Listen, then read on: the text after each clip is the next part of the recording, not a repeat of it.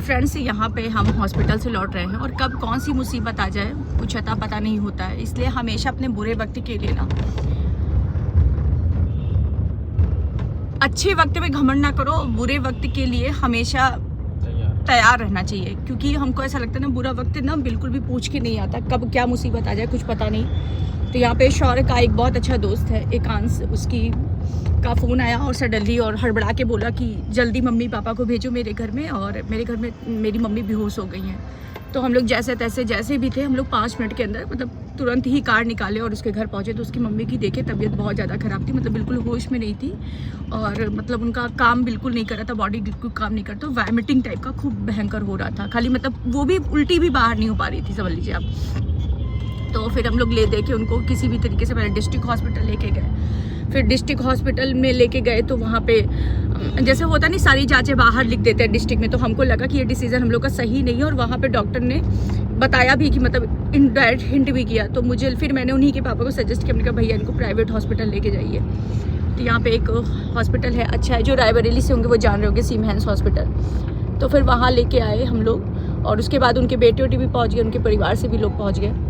तो ले जाके एडमिट किया। फिर हिंट अभी भी क्लियर नहीं हो पा रहा, सारे टेस्ट हो रहा है, मगर जो भी हिंट पता चला है वो पता चला है कि उनको फॉलिज अटैक पड़ा हुआ है, वन साइडेड। और आप बिलीव मानिए, उनके घर की गृहस्थी भी इतनी कमज़ोर है कि उनके भी 2 बेटे हैं शादी करने को, एक बेटी है शादी करने को, अभी मतलब वो अपने किसी बच्चों की शादी नहीं कर पाए हैं। और आप जानते हो मिडिल क्लास फैमिली में ये ऐसी मुसीबत आना कितनी बड़ी बात होती है। तो बस यही लगता है कि यार इस टाइप की मुसीबत बिल्कुल ना आए, क्योंकि मैं जिन चीज़ों से झेली हूँ ना, मतलब मैं कहीं ना कहीं इन सब चीज़ों से निकली हूँ ना, तो मुझे देख के डर जैसा लगता है। पता नहीं, कोई जो कहते नहीं, जो दुख झेला होता ना उसको दुख महसूस होता है करीब से। तो बहरहाल उनको एडमिट करके हम लोग आगे घर पे जा रहे हैं हम, मगर सच बताए कंट्रोल नहीं हो रहा था। देखने के बाद ये लगता है कि ये बहुत बड़ा मुसीबत है। कुछ लोगों को नहीं समझ में आता है, मगर जिसके ऊपर बीती है, मेरे ऊपर इतनी ज़्यादा बीती है ना कि मैंने ज़िंदगी में इस टाइप की चीज़ें बहुत देखी हैं। तो मुझे कंट्रोल के बाहर हो रहा था। वैसे बहरहाल जल्दी ठीक हो जाएंगी वो, उम्मीद करते हैं। और इतनी छोटी गृहस्थी में प्रॉब्लम आना तो ये बहुत बड़ी बात होती है। इसीलिए कहते हैं ना कि जब कोई कहता है ना कि सृष्टि दीदी या मेरे घर में मेरे बच्चे भी कुछ कहते हैं ना कि मम्मी इतना कमाती हैं, आप खर्च उतना नहीं करती हैं, ऐसा नहीं करती हैं, ऐसा नहीं करती हैं, यही इस चीज़ के लिए हम डरते हैं और यही चीज़ के लिए अपने बच्चों को भी समझाते हैं कि यार एक लिमिट के बराबर ही काम करो, है कि नहीं। और कब क्या आ जाए पता नहीं, कब क्या मुसीबत आ जाए कुछ पता नहीं चलता है। तो मैं उनके मुसीबत को बहुत करीब से देख रही थी। अब बस वही है ना कि इंसान कुछ कर नहीं सकता, बस छटपटा सकता है। जैसे मेरी मम्मी की भी जब तबीयत खराब हुई थी तो अभी 1 साल भी ठीक से नहीं हुआ, एकदम जग में ताज़ा है। बस वो अलग की बात है कि हम लोग रिएक्ट करें उस चीज़ पे, चाहे रिएक्ट ना करें, मगर दिल में तो हमेशा दर्द रहता है ना। एक ब्लॉगर होने के नाते शायद उसको रिएक्ट नहीं कर पाते, क्योंकि हमारा काम है डेली वीडियो शूट करना, हम डेली रोते हुए नहीं आ सकते चैनल पर। वो चीज़ें हमेशा अंदर चलती रहती है। मैंने अपने ससुर जी के साथ भी ऐसे ही हुआ था, पापा को भी लेके इतना हॉस्पिटल में हम लोग टहले, इतना सब कुछ किए। तो वो सारी चीज़ें हमको ताज़ा होती रहती कि यार भगवान ना करे किसी को हॉस्पिटल आना पड़े। इस सब चीज़ों से हमको डर जैसी महसूस होती है। मैं हूँ, मुझे होती है और एकदम इंसान असहाय हो जाता है। इसलिए मैं हमेशा एक सीख देखती हूँ कि हम मिडिल क्लास फैमिली हो या कोई भी फैमिली हो, कि जब मुसीबत आती है तो बुरा वक्त आता है ना, तो कोई साथ होत नहीं देता है कि कोई साथ देगा, कोई रिश्तेदार साथ देगा, कोई कुछ साथ देगा। साथ केवल उस समय ना जब हॉस्पिटल में रहता है तो इंसान का साथ क्या देता है यशु? पैसा केवल देता है, केवल पैसा साथ देता है, उसके अलावा कुछ भी नहीं। जीवन में कहा जाता है कि पैसे को सेविंग इतनी अच्छे से करो, अच्छी सेविंग करो, क्योंकि जब आप हॉस्पिटल में एंट्री करते हो ना, तो एंट्री करते ही ना सोखने लगता है पैसा। और इसमें कितना घुस जाए हॉस्पिटल में कुछ आता पता नहीं होता। उसके बाद भी ये नहीं पता होता है कि हमारा, जैसे हम अपनी मम्मी को इतना इलाज कराने के बाद, पापा थे, इतना इलाज कराने के बाद, इतनी चीज़ें करने के बाद, हजारों कोशिशें करने के बाद नहीं बचा पाता इंसान। तो इंसान को बहुत माइंड से मजबूत होना पड़ता है।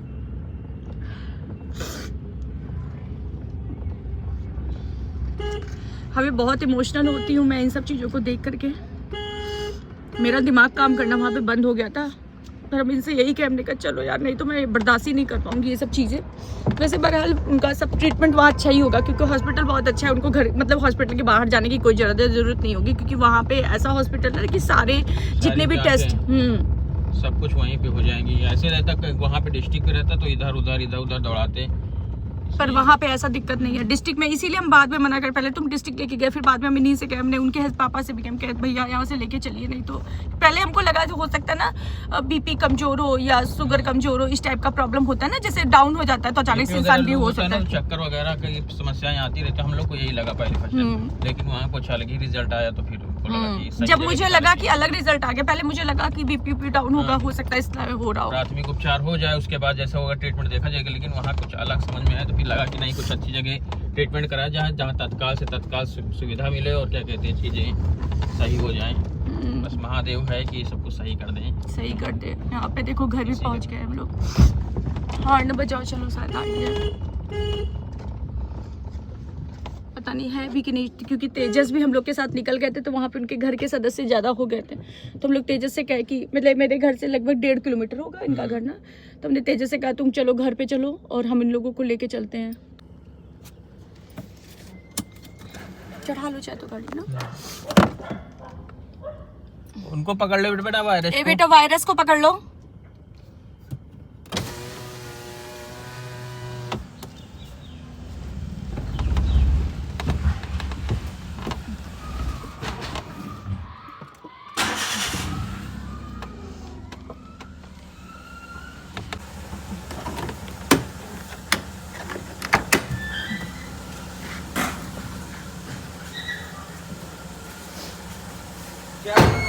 हाँ, उनकी तबीयत बहुत खराब है। तुम कैसे आए थे वहाँ से? उधर से। और उनके घर में भैया लोग आ गए थे बाद में क्या? नहीं, बाद में हम आ गए थे, मगर हॉस्पिटल सब लोग पहुँच गए थे। पहुँच गए। वो अभी उन लोग का फिर से फ़ोन आया था, और जिस हॉस्पिटल में हम लोग लेके गए थे वहाँ से भी रेफ़र हो गए। शायद लखनऊ के लिए रेफ़र किया था, पर यहाँ पे रायबरेली में एम्स है, तो वो लोग एम्स को लेके गए हैं। अभी मुझसे पूछ रहे थे कि भाभी एम्स में कोई परिचय हो आंटी, तो यार मेरा तो एम्स में कोई परिचय नहीं है, क्योंकि मैं इसके पहले भी जब भी ले गई हूँ तो हमेशा से स्वयं से ही दिखाने गई थी। मम्मी को लेके गए थे तो मम्मी को एडमिट नहीं किए थे। किसी की कॉल आ रही है, तो इस तरीके से अब देखो क्या होता है। नहीं तो फिर अगर एम्स में नहीं एडमिट होगा तो फिर लखनऊ ही ऑप्शन है ले जाने के लिए। और किसी की कॉल आ रही भाई फ़ोन पे। फाइनली गाइस ये वाली ब्लॉग की भी एंड यहीं करते हैं, क्योंकि किसी का भी कॉल आया था और थोड़ा इमरजेंसी कॉल है, तो हम लोगों को कहीं निकलना पड़ेगा, और थोड़ा सा मूड भी अच्छा नहीं है, तो इस ब्लॉग को ज़्यादा लंबा भी नहीं खींचते हैं। और नेक्स्ट वीडियो में जल्दी ही मिलते हैं। पतिदेव सामने खड़े हैं, और कुछ हमारा भी इंस्टा काम भी बचा हुआ है। यहाँ पे देख सकते हैं कई पार्सल आके रखे हुए हैं। तो आज पूरा दिन ऐसे ही निकल गया, भागा दौड़ी में निकल गया, तो कोई काम भी नहीं किया हम लोग ने। तब सोच रहे थोड़ा बहुत काम निपटा लें, नहीं तो कोई जैसे सिचुएशन होगी वैसा करना ही पड़ेगा। तो काम निपटा लें, और अब ये वाला ब्लॉग भी ज़्यादा लंबा नहीं खींचते हैं। जब फ्रेश मूड से होंगे तो फिर नेक्स्ट ब्लॉग लाएंगे। Bye bye.